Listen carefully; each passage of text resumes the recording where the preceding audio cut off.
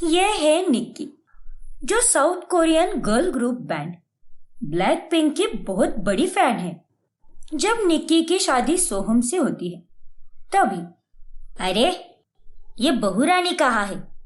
सुबह उठकर तो उसे आरती गानी चाहिए थी, लेकिन ये तो कहीं दिखाई भी नहीं दे रही।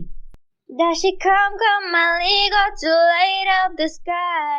같은 면이 보면 I'll kiss you goodbye. हाय हाय हाय, अरे पागल लड़की, ये क्या चटर पटर बोलते हुए आ रही है? और ये कैसा गाना है?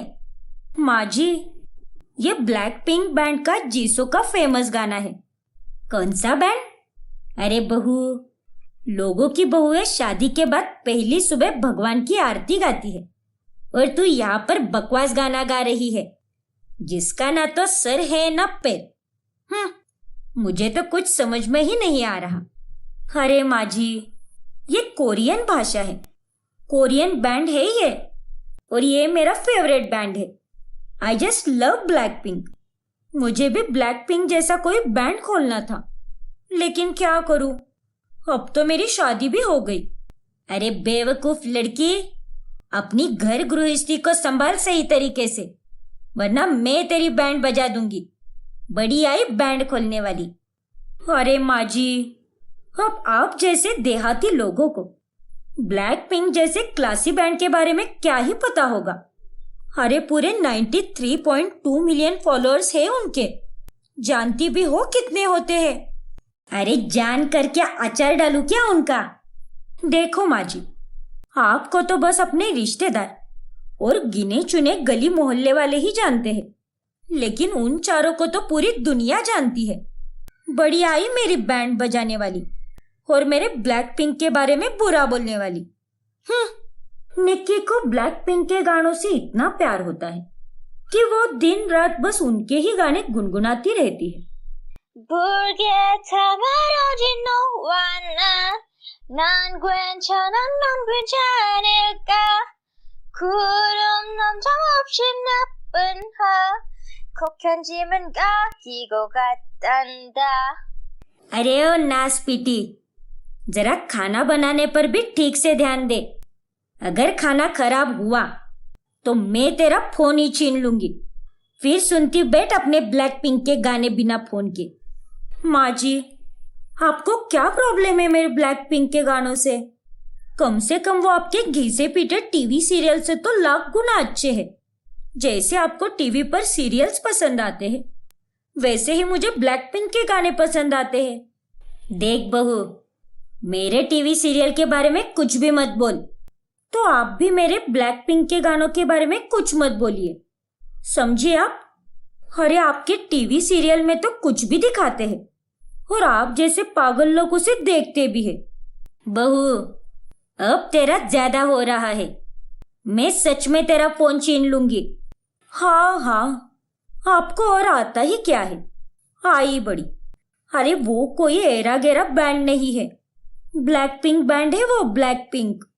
फिर एक दिन जब निक्की कुछ दिनों के लिए अपने मायके चली जाती है, तभी सोहम को उसकी याद सताती है। हेलो मेरी जान, वापस कब आओगे तुम? तुम्हारे बिना तो एक पल भी साल के बराबर लग रहा है। ओफो, अभी मुझे मायके आए 4 दिन भी नहीं हुए और तुमसे तो दूरी भी बर्दाश्त नहीं हो रही। अच्छा ठीक है बाबा, आती हूं मैं। खुश? बहुत खुश मेरी जान। फिर निक्की अपने ससुराल चली आती है, लेकिन वो अपने साथ ब्लैक पिंक के बैंड मेंबर्स के फोटोज लाती है और उन्हें बेडरूम की दीवारों पर चिपका देती है। शाम होने पर सोहम घर आता है। जानू, आई मिस यू सो। तभी अचानक से सोहम की नजर दीवार पर लगी हुई उन फोटोज पर चली जाती है। अरे, ये फोटोज किसकी है? कौन है ये लोग?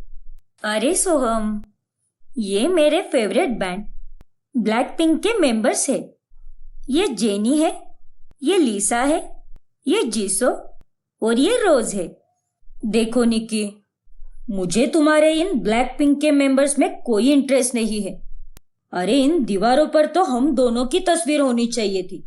लेकिन तुमने इन चारों की तस्वीर क्यों लगाई है?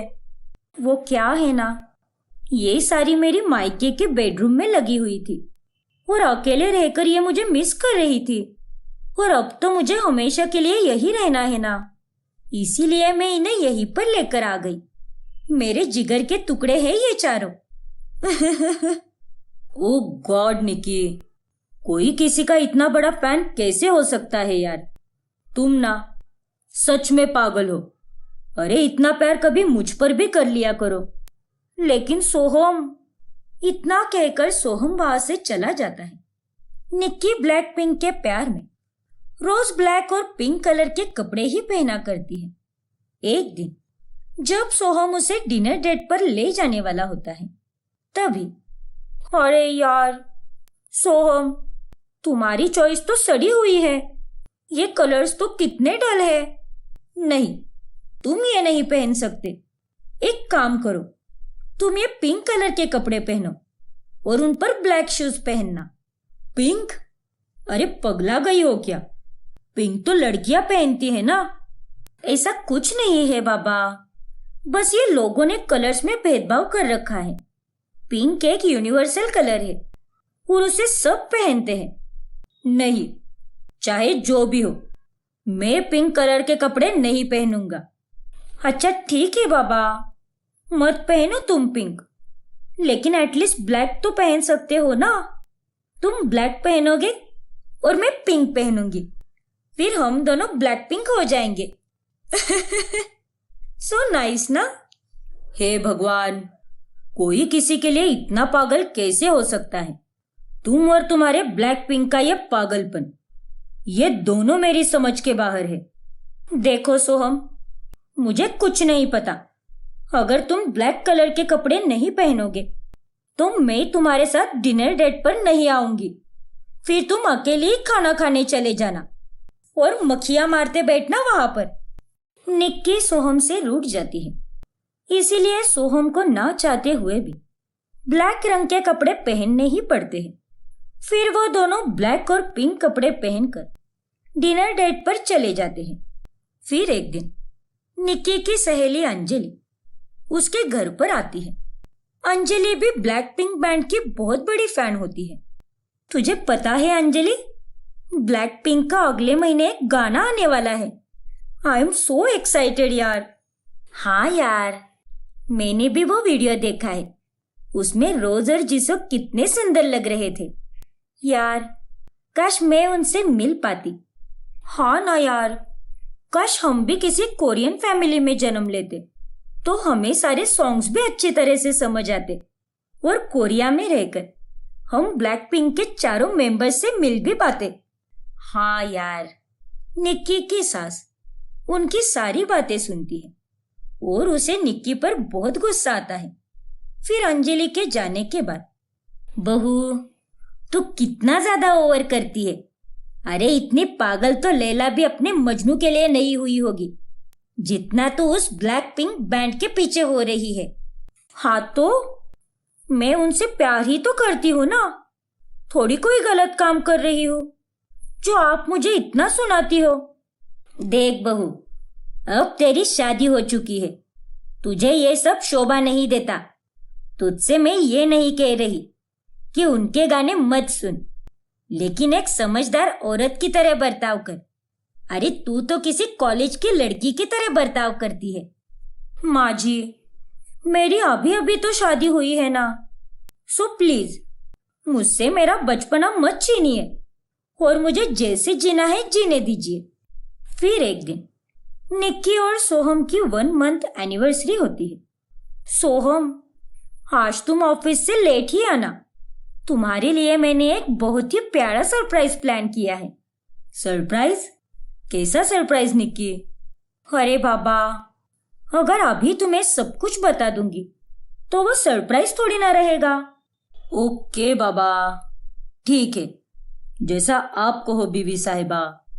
रात को जब सोहम ऑफिस से घर आता है तभी वो अपने बेडरूम को पूरी तरह से ब्लैक और पिंक कलर में बदले हुए देखता है और वो देखकर उसे बहुत गुस्सा आता है। Soham baby, happy 1 month anniversary. और ये रहा हमारा ब्लैक पिंक कमरा और ये black pink anniversary cake. 다시 컴컴말리고 to light up the sky 같은 면이 보며 I'll kiss you goodbye Shake up the old side gorgeous 네가 yeah 너의 하나 둘셋 How you like that da da da da da da da You go like that da da da da da da da How you like that Para pim para pom pom pom How you like that da da da da da da da yeah yeah बंद करो अपना ये सड़ा हुआ गाना। अरे पक गया हूं मैं हर जगह ब्लैक पिंक देख और सुनकर। और ये क्या हाल बना के रखा है तुमने हमारे कमरे का। अरे क्या हुआ सोहम, आज तो तुम्हारी शादी को पूरा 1 महीना हुआ है और तुम बहू पर क्यों चिल्ला रहे हो। अरे बाप रे, अरे बहू ये तूने कमरे का क्या हाल कर दिया। ये कमरे का काला और गुलाबी रंग कैसे हो गया। माँ जी, सोहम, ब्लैक पिंक बैंड मुझे बहुत पसंद है, इसीलिए मैंने पूरे कमरे को ब्लैक और पिंक कर दिया। हे राम, बहू तू सच में पागल हो गई है। इसके दिमाग पर असर हो चुका है बेटा, इसे किसी डॉक्टर को दिखाना होगा। निक्की, तुमने ये करने से पहले एक बार भी मुझसे पूछना जरूरी नहीं समझा। नहीं, तुममें जरा सी भी मैच्योरिटी नहीं है निक्की। लेकिन सोहम, मैंने ऐसा कौन सा बड़ा गुनाह कर दिया।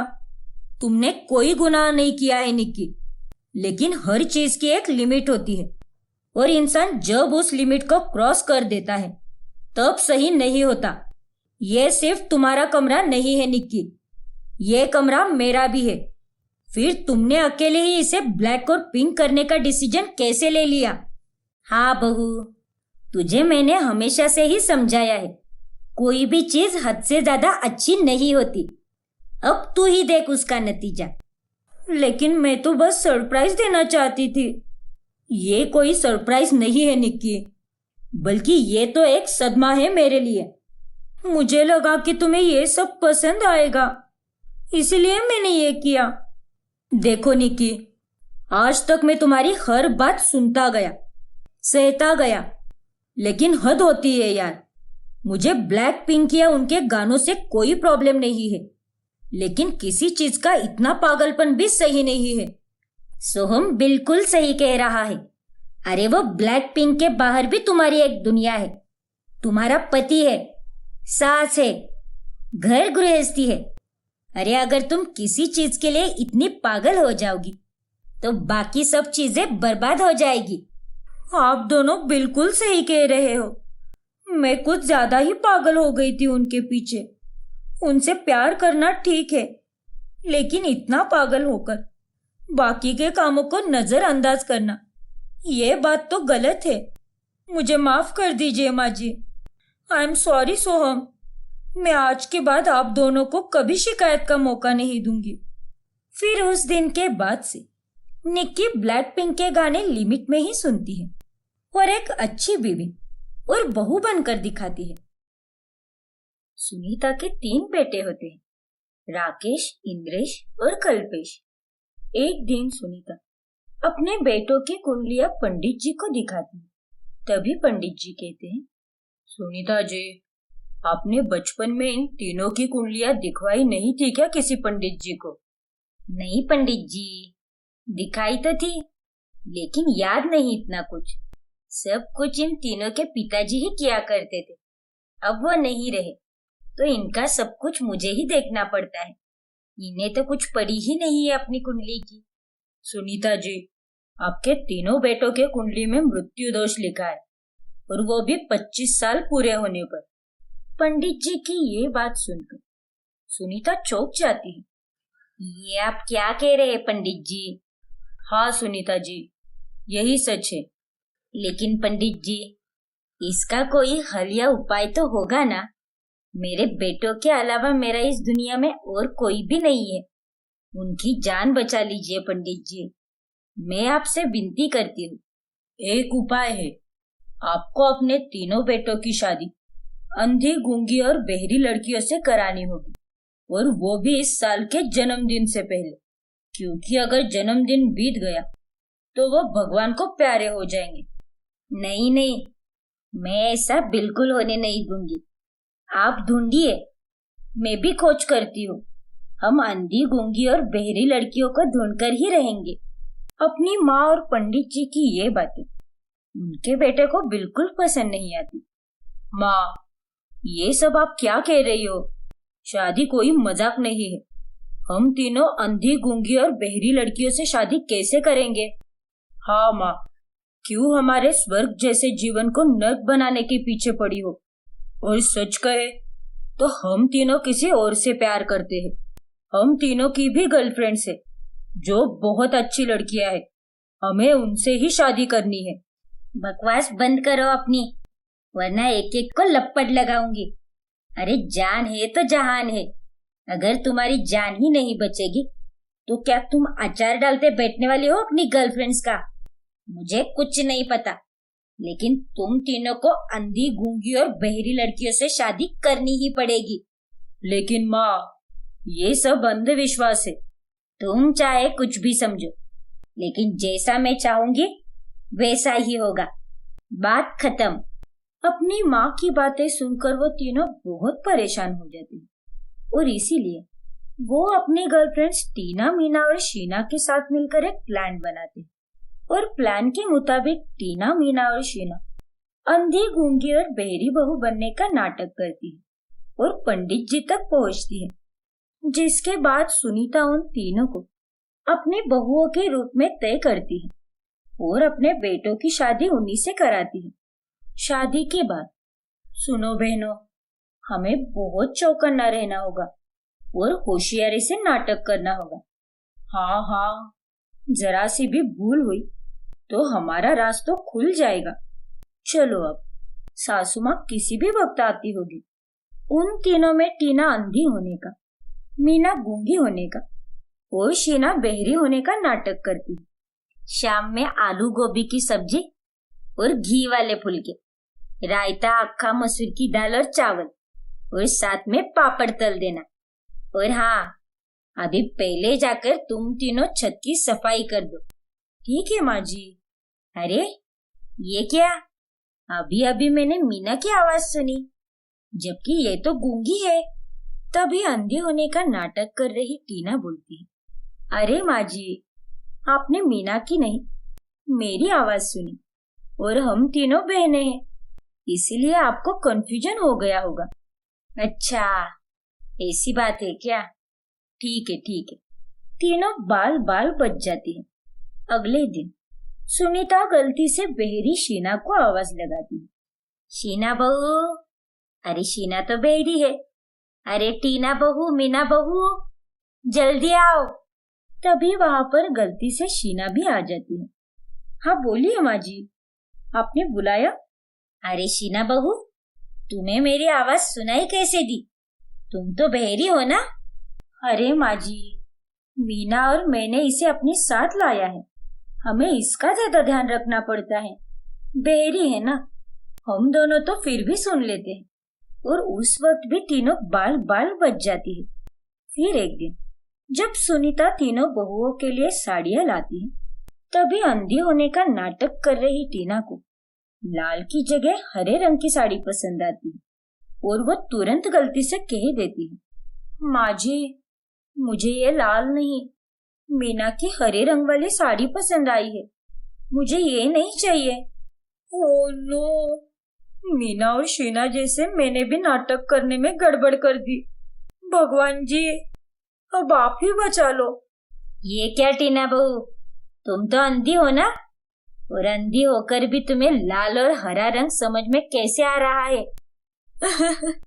वो माँ जी, दरअसल मैं ना कपड़ों को छूकर ही समझ जाती हूँ कि उसका रंग कौन सा है। आप ये सब छोड़िए ना, चल मीना, माँ जी के लिए चाय बना कर लाते हैं। इतना कहकर टीना बात को घुमा देती है और कुछ दिनों बाद सुनीता के तीनों बेटों का जन्मदिन आता है, जिसे वो लोग धूमधाम से मनाते हैं। लेकिन सुनीता को अपनी 3 बहुओं के अंधी, गूंगी और बहरी होने पर शक होने लगता है।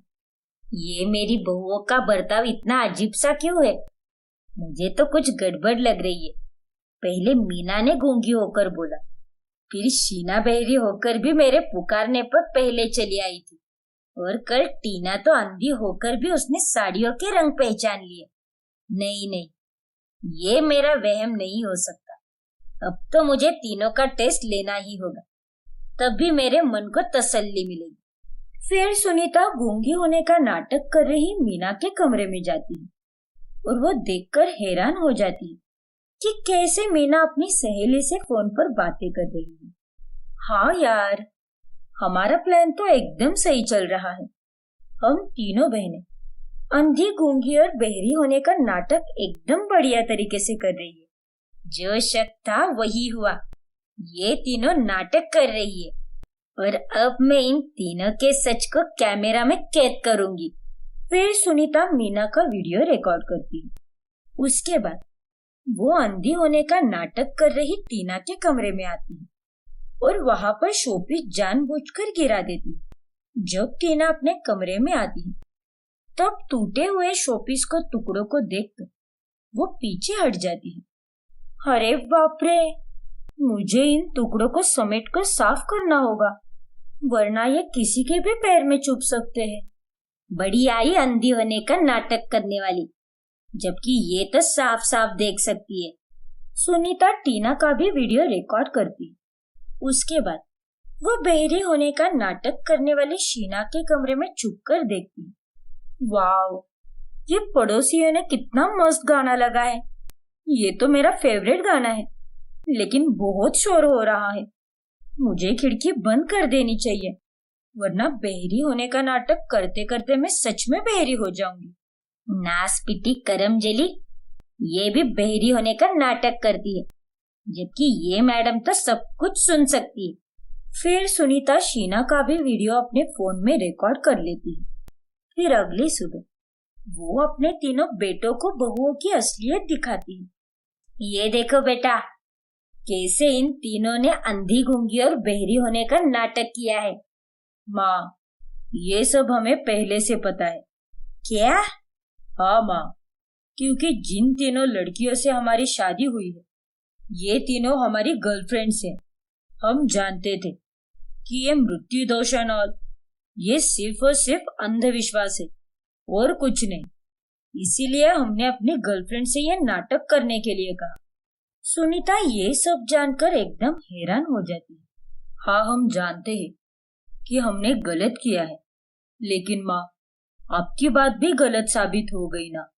हमारे जन्मदिन को 1 हफ्ता बीत चुका है। हम अब 25 साल के हो चुके हैं, फिर भी हम तीनों आपके सामने सही सलामत खड़े हैं। हाँ माँ, आपने देखा ना, मृत्यु दोष और बाकी सारी चीजें, ये सब झूठ होता है। ये सारी बातें बस अंधविश्वास होती है और कुछ नहीं। हाँ बच्चों, शायद तुम तीनों सही कह रहे हो। आज तुम तीनों ने मेरी आंखें खोल दी। तुम तीनों सही सलामत हो और मेरी तीनों बहू भी अंधी, गूंगी और बहरी नहीं है, बल्कि एकदम सुंदर और गुनी है। इससे ज्यादा और मुझे क्या चाहिए। मैं बहुत खुश हूँ बेटा, लेकिन शर्मिंदा भी हूँ। मुझे माफ कर दो, मेरे कारण तुम सभी को इतनी तकलीफ हुई। नहीं माँ, ऐसा कुछ भी नहीं। अब जब सब ठीक हो चुका है तो एक सेलिब्रेशन तो बनता है, और इस तरह अंत में सभी लोग खुशी खुशी से रहने लगते हैं।